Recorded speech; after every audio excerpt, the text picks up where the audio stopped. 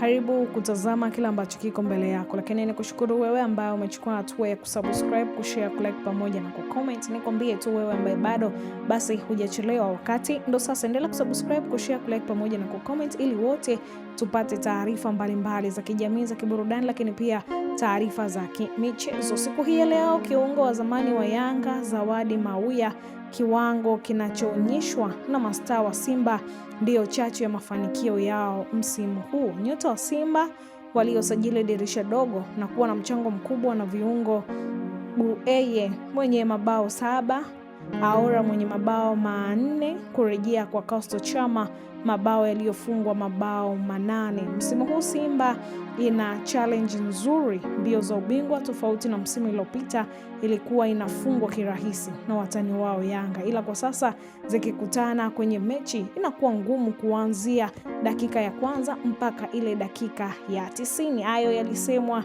na Mauya na kuongeza kuwa msimu huu Simba imefanikiwa kunyakua taji la Muungano kwa kuifunga Yanga bao 1-0.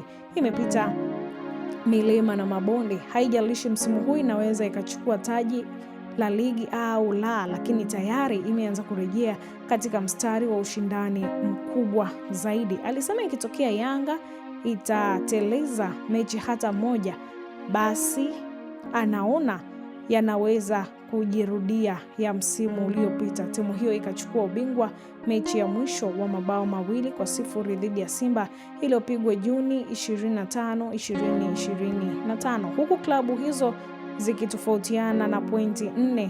Wanajangwani walimaliza kwa alama 82 na Simba kwa pointi 78. Basi hii ni Gift Online TV.